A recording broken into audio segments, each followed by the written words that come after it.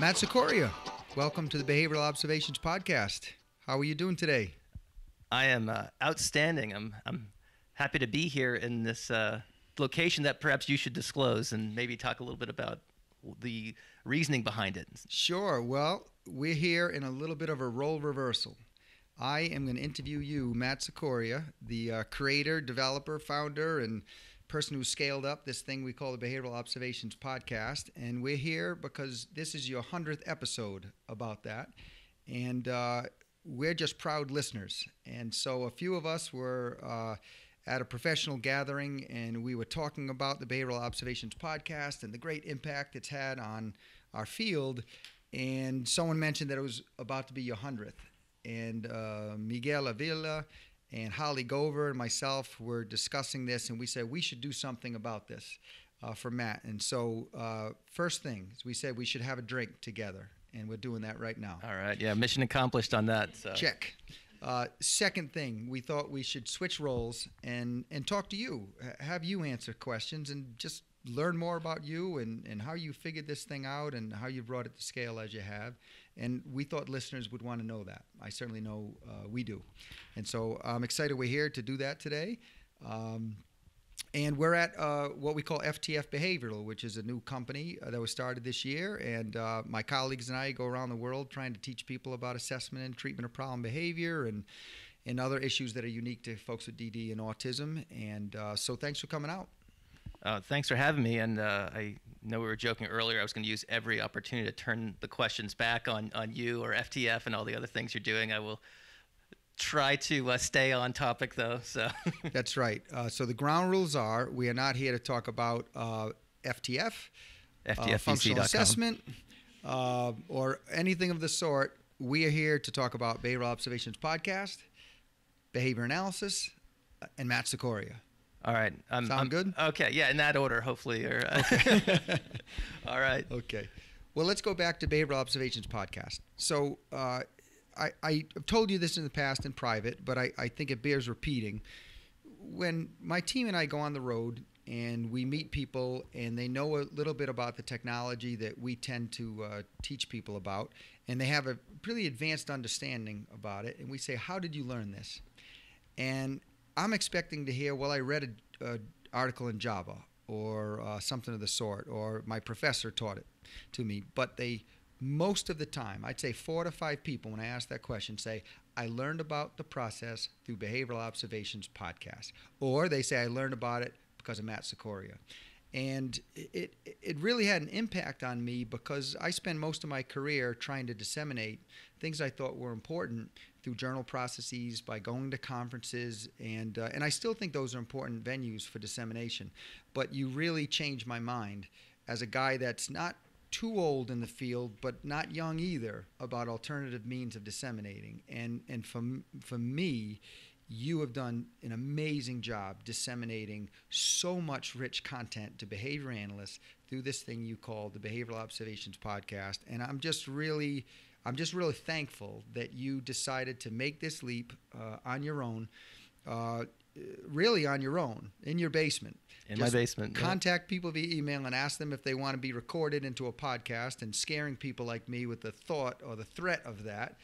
But yet you've turned it into something beautiful. So finally, the question. Let's get to the question. Are you surprised with the impact Behavioral Observations Podcast has had on our field? 100%. Yeah. I always knew there would be some audience for the show, just because all the behavior analysts I knew, including myself, spent ridiculous amounts of time driving around in our cars. I live in rural New England, and there's not a lot of great radio reception. And I actually have a picture on my website where I've worn the up arrow scan button on my car at the time. It was literally, the arrow was worn off. I should looking for a connection. Looking for a yeah. clear So signal. like I spent so much time just and the button was just like I could just reach, and the response effort was really low because I could just rest my hand on the shift lever and I could just extend my index finger and it would reach the button. So again, I would just, so when I discovered this thing called podcast, I was like, oh my gosh, this is like the best thing in the world. And I started listening to all sorts of things of my interests and whatnot. But at the time, there wasn't really an active ABA podcast. So I knew that there was some potential there. But we were chatting before we recorded about people listening into it in far-flung places in the world. The podcast has been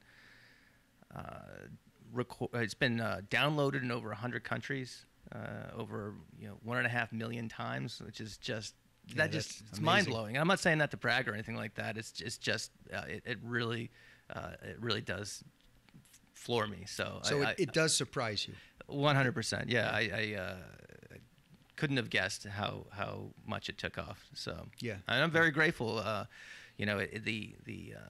Obviously session number 1 was with you, and I think that definitely helped kick it off, and I think you came back on very soon after that. So you've been a supporter from the get-go, very enthusiastically, and so it was folks like you and a number of other folks who kind of took a gamble on this media that was relatively new and unknown at the time, or less known, I should say. Yeah. Well, it's just crazy when I sit back and think about dreaming up the show in 2014 and 2015. So I did a talk about this about a month ago at a conference, and it was interesting to kind of coalesce all these thoughts into a presentation. Yeah. I assumed you were surprised by it. I'm blown away by the impact it's had, and happily surprised. Yeah. So go ahead. Take us through the evolution of this podcast. Tell what I'd really love you to tell me and the listeners is what has surprised you as far as where it's gone. Mm-hmm. You can't believe it's going there. Maybe it's how many countries and et cetera. And then what have been the fumbles along the way? Oh. What are some of the things you actively have moved on from because you've learned from those mistakes? So I just want you to teach us about lessons learned. Sure. Well, it took me a while to kind of settle on a format for the show. I think when the first several episodes, which are extraordinarily painful to listen to, I should just say, and they even the recent ones still are at times, but it took me a while to kind of settle on the flow of the show, and so I think the earlier episodes were more kind of, I always had like an agenda that I kind of loosely followed, and that from experience. I always give my guests a set of bullet points. Hey, I'd like to talk about this, that, and the other thing. But it took about, 25, 35 shows to really settle on okay, there's the introductory question of how you got into behavior analysis, the actual back and forth on the topic itself, the listener questions, and then advice for the newly minted. Yeah. And I think these days I perhaps more so actively cue those when I'm in the conversation, if you will, whereas before I might have gotten to those things, but not as intentionally, I guess, as I do now. So I think that's been the big thing, and I oftentimes think about, should I spend less time on the origin stories of the guests and more time on this? And every time I float an idea like that, everyone, like if I ask a question on social media or something like that, everyone's like, no, don't do that. That's my favorite part. And I'm like, well, what if I change this part? No, that's my favorite part. And so I kind of like the format where it's arrived right now. So and it arrived there pretty organically. Right, you didn't have that plan in the beginning, or maybe you had that plan, but you didn't have the flow. It's very comfortable flow nowadays. Exactly. I think I always want to ask people how they got into behavior analysis, and I think, Jim Carr told me this. His prediction is that story will get less interesting over time as behavior analysis continues to professionalize. It'd be like, oh, how'd you become a dentist? Exactly. Well, because for everybody of our generation, it's an accident, a strange accident. It's not planful. There are kids now, 17 years old, going to college because they want to be a behavior analyst because they had one in their home that helped their sister or brother. But that's pretty new. And but we got to transition to that, Matt. You making it easy on me. How did you fall into behavior analysis? It's a pro segue there. I just gotta tack that as such. Thanks. Yeah, I always wanted to be a psychology major. I was always fascinated with psychology. And when I started at the University of New Hampshire, I really wanted, this is going to sound funny, but I really wanted to be a personality or a cognitive psychologist. And I took all the classes and stuff like that. And then it was my first semester junior year, and there was a I was just trying to fill out. I knew I kind of wanted to go in some sort of academic route, and so I was veering towards the more, I guess, harder science, psychology courses that were available.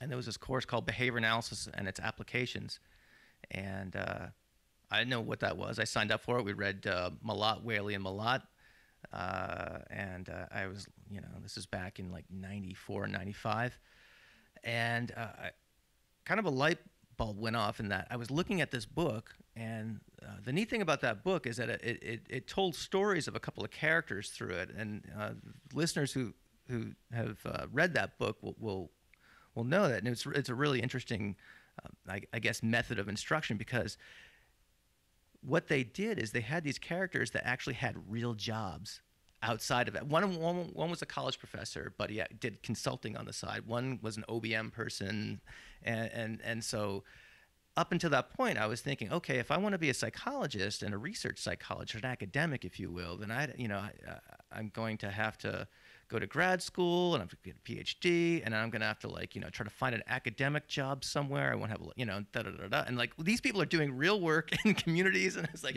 this, and of course the parsimony of behavior analysis really spoke to me as well, and so it's like I get this, and there's jobs.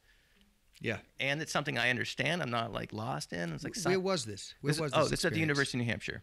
Gotcha. And so I took the next course after that, which was called Behavior Modification, which again is just a name that will age me, I guess.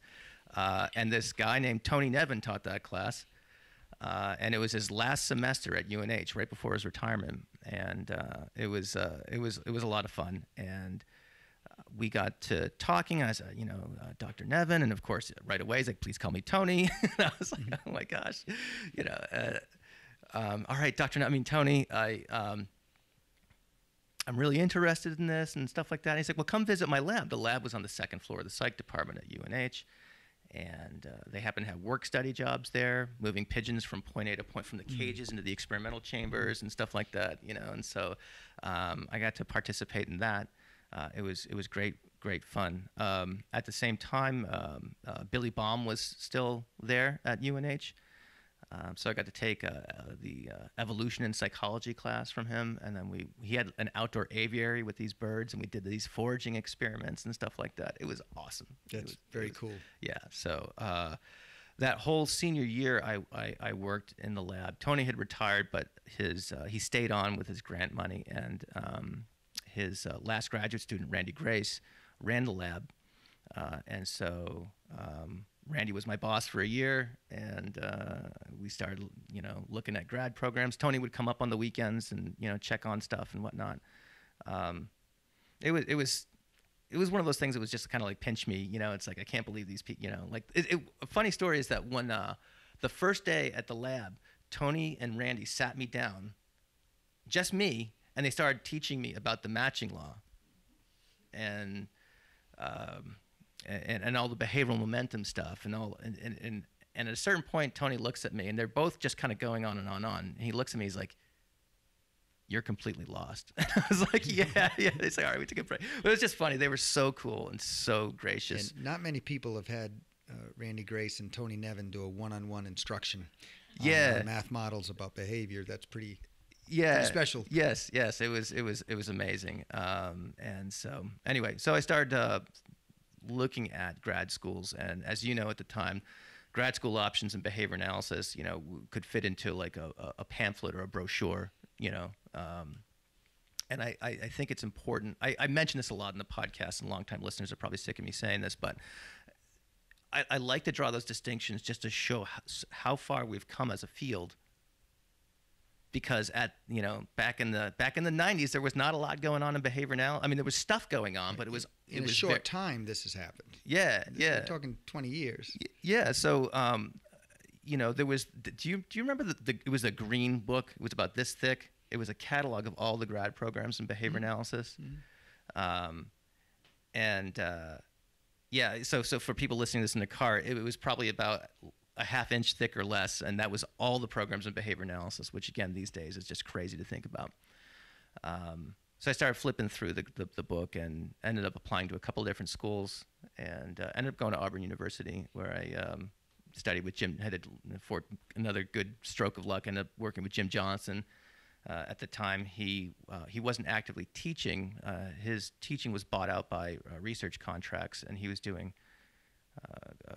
federal contract work for looking at the olfactory capabilities of canines. So I got to work in the dog lab for, I don't know, 2 or 3 years. So started working with little Skinner boxes, and now these like big dog-size operant chambers. And the dogs actually were doing discrete trials. It was actually a pretty neat experimental setup that they had. Yeah, it was great fun. But you work with kids right now. That's so right. You went with very small mammals to medium-sized mammals to, well, a whole range of human-sized mammals. So how does that happen? Yeah. So it was a dog program, but I had to leave the program because of some family circumstances. So my plan was to finish my master's and start applying for master's level work wherever I could find it. Again, at that point in time, it's not like today where you get 15 emails a day, headhunting. I was looking all over the country, but mainly looking towards the Northeast because my wife and I wanted to kind of get closer to home. I applied to a couple different places, and they would look at my resume and were like, and they had the same reaction that you did. The one place that didn't, though, was the CEO of this company, AdvoServe, was one Dr. Judy Favell. And Judy looked at my resume and said, I'll take a chance on this, after making a few jokes about Jim Johnston that we won't share, or whatnot. She and Jim go back quite a ways back in the day. But yeah, so I'll be eternally grateful for Judy for giving me my first chance to work with some of those more challenging organisms known as human beings. So yeah, I think you're not alone. I think Judy Favell's given a lot of people their first chances. She's one of the leaders of our field, and has been for a long time. When it was difficult for a female to be a leader, she still was a leader. Yeah. So she's pretty amazing. Oh, she's just a titan. Yeah, she's great. All 5 feet of her. Yes, exactly. So you often end your podcasts on information for newly minted behavior analysts, and I love that about you. You're always trying to impart capacity through the people you bring onto the podcast to say, speak to the young folks that are entering the field and give them some golden nuggets. Mm-hmm. I want to flip it a little bit. Okay. You've done a lot of these podcasts. You've been around a lot of rich content in the last 5 years. What do you think are some of the gold nuggets to share with people who've been in the field 20, 30 years that are imparting capacity to all these newly minted BCBAs, the professors, the thought leaders, the administrators of clinical programs? What do you think they need to know? These are the leaders of our field right now. They're maybe on their way out 10 years from now, but right now they are the main influencers. What do you want to say to them? So advice for the oldly or the not so newly minted. Yeah, I want them to keep listening. So we got to be careful what we call people like me, and others. But wow. What do you think? What do you want to say to those folks and alert them to, perhaps? Yeah, that's a fantastic question. This is a very interesting time in the field, and you have a front row seat in it, right? So let's just take, for example, practical functional assessment /ISCA / whatever you want to call it, versus the methods that have been historically disseminated in our field, right? Yeah. That's a great example of where we are. Like RFT, verbal behavior, a lot of these things, So I guess I feel silly dispensing advice to folks more senior than me. I guess the question would be, all right, what I want to, impart is, just to have, it sounds so cliche, but I'm going to say it anyway, just to have kind of an open mind to, ideas that are new, and not to violate your first and only rule of this podcast, but you mentioned this in the last conversation we had. If you are skeptical about an approach, get in the community of other analysts, look up the literature, read up on it, try it out.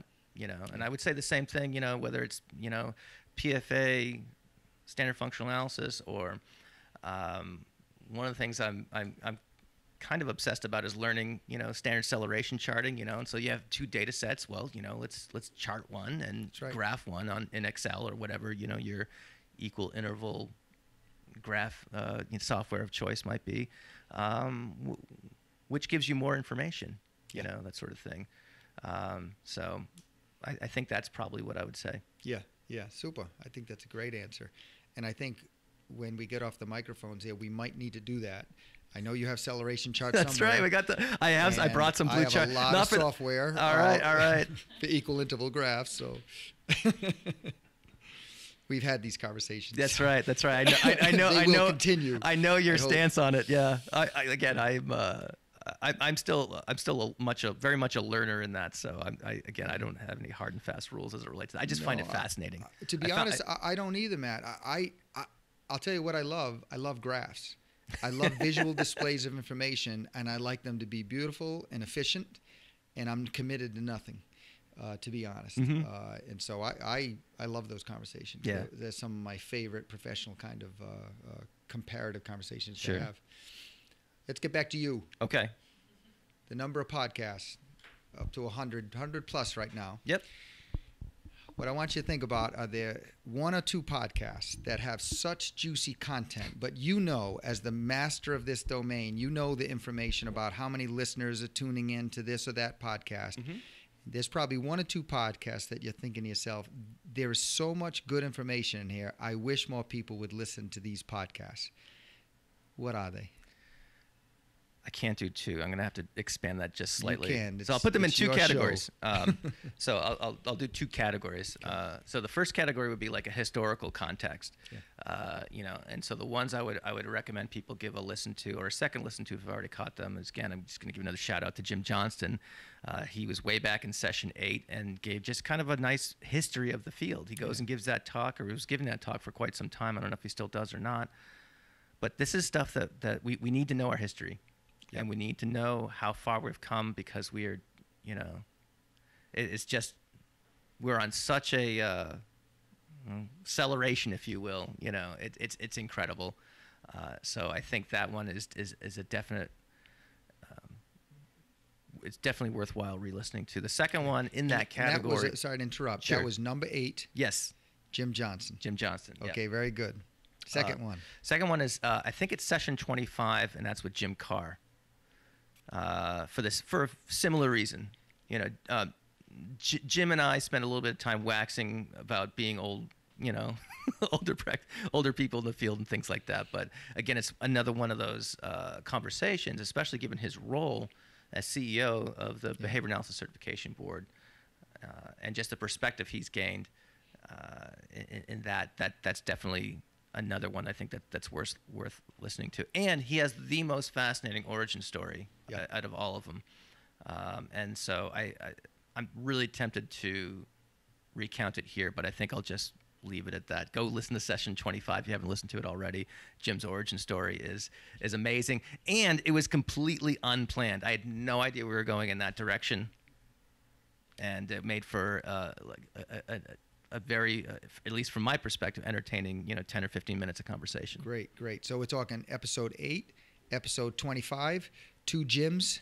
And you'll get a good historical perspective as well as a current perspective on our field. So they seem like great bookends. Yeah. Super. Yeah, I think that's it. Great. So the other two I think are worth checking out. Gosh, I've got 3 Jims in a row. Jim Moore. And I can't remember what episode he is. But this guy lost 110, at the time, 110 pounds. Now he's up to like 150 pounds. I mean, this guy is looking, he went from morbidly obese to, pretty svelte. Yes. Right? And if we're going to achieve the goal that Pat Fryman talks about all the time of, being under the dome of the curve, what's not more under the dome than health and wellness? Right, and so here's a guy who has battled with this his entire life and has actually gone back and forth to being, morbidly obese to fit and back and forth. And he recounts that whole journey there and what he's doing these days to kind of stay more consistent and not to have that yo-yo pattern. I just think that is a great example of, applying behavioral principles to things, not only just outside the ASD/DD world, but something that just about everyone has some experience with, or at least knowledge of. Yeah, sure. And the last one would be Russ Harris's interview, and this is the one I was probably the most kind of starstruck when I interviewed him. Aside from Steve Hayes, arguably like the most famous person I think from worldwide that I've interviewed. In case the listeners don't know Russ Harris, tell people who Russ Harris is. Don't inspire them to maybe to tune into his podcast. Sure. Russ, he was in session 41. He's a medical doctor by training, and realized that he enjoyed talking to his patients more about their personal challenges than their physical ailments, and went back to school to study to be a therapist, and got trained as an ACT therapist. Also has a son with autism, and who had intensive ABA treatment with significant RFT focus on it. So he talks about that in the story as well. This is one of those people who can just like, they could read the phone book and it would be entertaining, and so he's just fun to listen to from that perspective. But the best thing about that episode is the last 5 minutes, where he dispenses the advice for the newly minted. In that episode is epic. And he talks about self-doubt and the utility of self-doubt. And I'm not going to, I'm not going to spoil it too much more than that. But if you haven't heard that episode, even if you just fast forward to the last 10 minutes or so, it's well worth checking out. That's awesome. So great. Sorry, I had to go beyond 2. I'm sorry. That's okay. That was super. Thanks. How about next? You said, a couple times you were starstruck. Who are the stars, if you will, that you want to interview next that maybe just outside possibility? Who would you love to have on the podcast? I'm talking anybody. Sure. Well, we're not going to be mystical. They have to be alive. Right. Abraham Lincoln. Exactly. I didn't want you to have to go down that path. That's right. Lee Harvey Oswald. Who did you really shoot JFK? So the first the person right now who's I would love to interview is Dr. Carl Hart from Columbia University. I'm not sure if you're familiar with him or not. He is one of us. He's a BCBAD, behavioral economics guy, and studies a lot of drugs and behaviors. A lot of the behavioral economics folks do. But he's also crossed over to the mainstream. Mm-hmm. And has become an advocate for drug policy and things like that. And he's an advocate for drug decriminalization, and he might have, I'm not sure if he's fully into legalization yet or not, but he's a big advocate for reform at one level or another in terms of drug policy, and he talks a lot about that. He's written a lot of like New York Times bestsellers. Again, this is a guy under the dome, right? Right. And it's an issue that I've been kind of agnostic about. It's not something that occupies my mind all that much. And but I saw him speak at Mass Abba about 5 years ago, and he totally got hosed because it was it was the day that the legislature was going to vote on licensing applied behavior analysis. Yeah. And someone in their infinite wisdom invited the legislatures. That in itself wasn't a problem. They invited them to speak. That was the problem. And so these two people, I mean, again, bless their heart, they got licensure, yada yada yada. But it was a state senator and a state rep, and they ate into Carl's time really badly. It's just like, oh man, will you guys shut up? I want to hear Dr. Hart. So that's just me being selfish, but that was kind of. But where you can I was, do something about it. That's you can bring them on your podcast. Yeah. So I've tried to reach out. I haven't had success yet. I know some people who know some people who know him, so I'm trying to work some back channels. So if anyone knows Carl Hart, or if you're listening, Dr. Hart, I don't know if you listen to the Behavioral Observations podcast, but let's make this happen. Oh, absolutely. Okay. Alan Kazdin. Oh, yeah. Used to publish a whole bunch in JABA. He's one of the USA leading clinical psychologists. He's been an editor of many journals. He's smart. He's highly effective. I'd love for you to ask him questions about his origin story. Sure.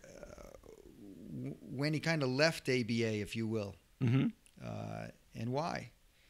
What's he up to? What's his impressions of our field, and what's his next thing? Because he seems to be an important person, and he's also very funny, very witty, and I think you two would hit it off. Okay. So that's one. I want to give you another. Please, two more. Oh, yeah. David Barlow.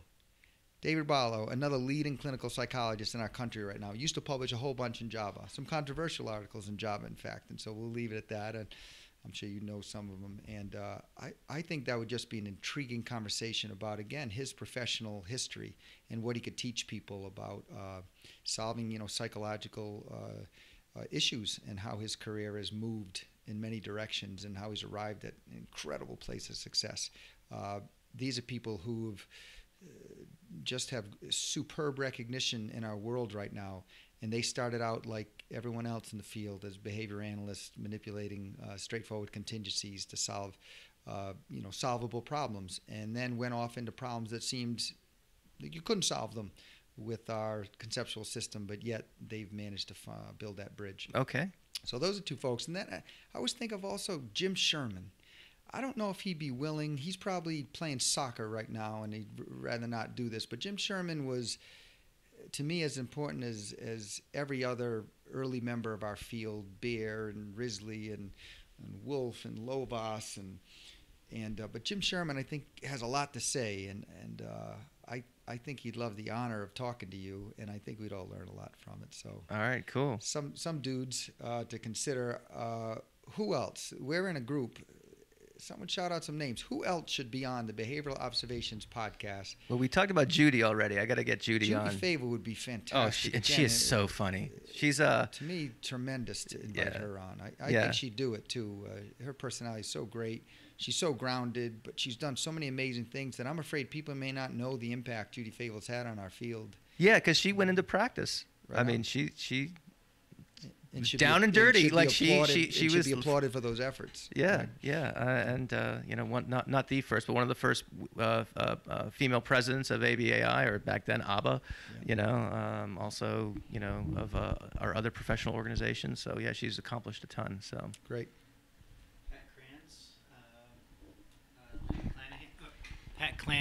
Pat Krantz and Lynn McClanahan. And who is this speaking? Tony Camilleri. Okay. Thanks, Tony. I think those are great suggestions. All right, We'll cool. write down others. All You right. probably have a list of 20. Maybe it's not our job to try to inspire you, but That's okay. But we're selfish listeners, Matt. Yeah. Oh, I believe me. I get suggestions all the time, and I appreciate everyone. I have like a running. I actually had to create a spreadsheet to keep track of them all. Because So Great. Where are you going with Behavioral Observation Podcast? I know of some things that you got cooking, but tell us what the future holds for BOP. Well, I guess the first thing is that I'm a little bit torn between not wanting to fix what's not broken, but also continuing to improve and evolve and things like that. Yeah. So I struggle with that a little bit. But some of the things that I've been trying to do more of recently is do something like this, in-person interviews.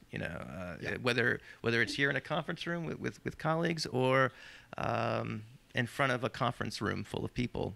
So I've had opportunities to do that. I'm going to be emceeing one of the tracks at the Behavior Analysis Leadership Conference. So cool. And I'm going to be moderating a panel at the Verbal Behavior Conference, so that again, when getting back to your first question, being blown away by the podcast, like stuff like that coming up is just, I could never have predicted that. So yeah. I find those things obviously a lot of fun, because when you're as someone who presents quite a bit, I'm sure you get a charge out of the process from that. So I think you probably understand pretty well some of the inherent reinforcing properties of those types of activities.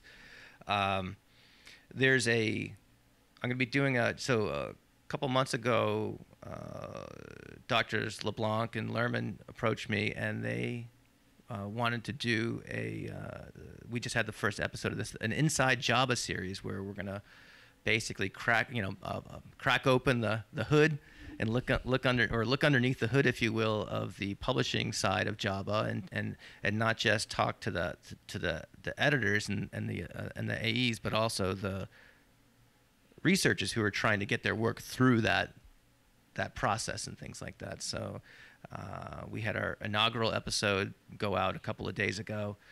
It's been pretty well received, and so we're going to do that about once a quarter. Yes. And so that should be fun. Yeah, that's super. Yeah. And So again, I could just to be again for Java to like some guy who talks into a microphone in his basement, I don't know. It's just weird. It's I'll take weirdly it. awesome. Yeah. Yeah. I can see what would motivate you to keep this up now. You are trapped, if you will, by all these reinforcers in a good way. It's a healthy behavior trap. But what I'm still curious about is what motivated you to even get this off the ground, to put your behavior out there, for you had totally unclear consequences and probably some threatening ones, like you'd publish it and it would be strange and not well received, but yet you did it. Yeah. And so what motivated you to even get this going? At the time I was contemplating the podcast, I had some sort of, when I tell this story in the talk that I did at the Tape Behavioral Conference that I mentioned earlier. And to set the context, I put up the hockey stick graph of the number of certificates that we all see at every conference, right? So I put the obligatory one up, and so I had the one that the board publishes, and I also put it in a chart as well. So that's neither here nor there.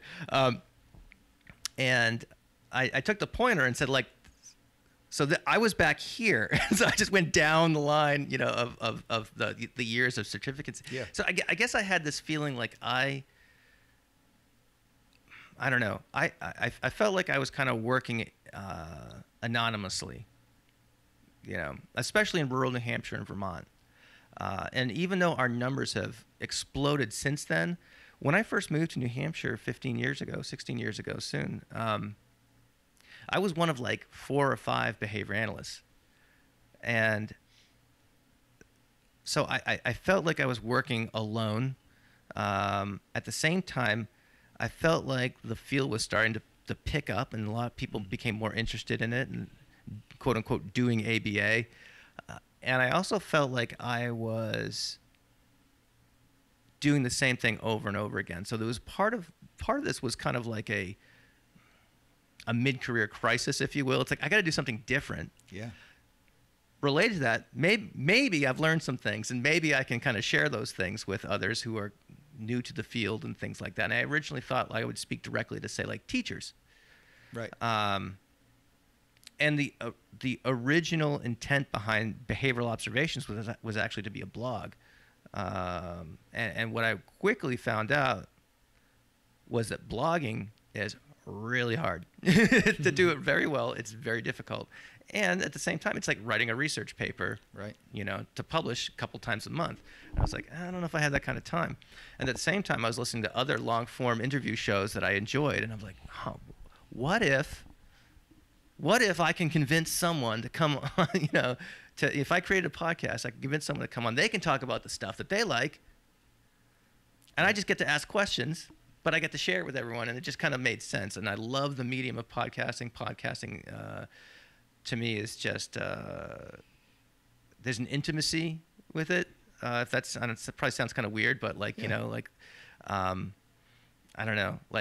And I've had this experience meeting other people's shows that hosts of other shows I listen to, and it's like I feel like I know this person. People have said that to me when they've met me at conferences and things. They're like, I feel like I know you. Yeah. And they're like, I'm sorry if that's weird. I'm like, it's so not weird. I get it. Because they're eavesdropping on all your conversations, right? Yeah. They've eavesdropped on 100 hours of conversations with you. I think they do know you. They do, to some extent, yeah. Right? And that was the intent behind the show. It's like, okay, can 2 behavior analysts have a conversation about a topic, and can the listener be kind of like a fly on the wall? And I guess the format has evolved such that the listener is more of an interactive part, because I do try to solicit listener questions where possible. So, so that's pretty much it in a nutshell. Yeah, a very super. long-winded nutshell. No, not long-winded at all. You really have created an incredible sense of community. And we like to talk about some behavior analysts being on islands. And as a company, we want to work with big companies. Obviously, we want to create an impact and disseminate. But we also want to reach what we call BCBAs on an island. And you've done that. You've connected these people on islands and gave them a sense of community. And not only just by being shared listeners to your podcast, but you give them opportunities to zoom in. And there's all sorts of upgrades that I know you've worked out. And but to me, the real impressive thing you've done, besides just disseminate rich content and make it easy for people to access that content, is you've created a sense of community among behavior analysts. And people talk about what they've learned on the Behavioral Observations podcast. It's like when you used to go to a single-track conference, and there'd be an hour talk. And before the next talk, there'd be a 20-minute break. And that was where everyone talked about what they just experienced. And then there'd be another talk, and then there'd be a half-hour break. And everyone would share that, again, collective experience. You're creating that again with no walls and no hotel rooms and flights and whatnot. Sure. And so to me, it's just really remarkable, really incredible what you've done. I don't think you knew what you were going to do, your impact. You were surprised, right? Yeah, Maybe totally. we're all surprised. But looking back on it, 100-plus episodes later, it's really amazing what you've accomplished for the field. And so I guess on that note, I just want to thank you on behalf of myself, my colleagues, the many people I've talked to, and we talk behind your back and say, thank goodness for Matt Cicoria, putting this together.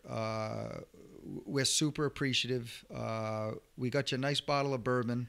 I hope you enjoy it. I hope when you get home this weekend, maybe you sit back and just take time to reflect on the impact you've had. It's been considerable, and we're really thankful.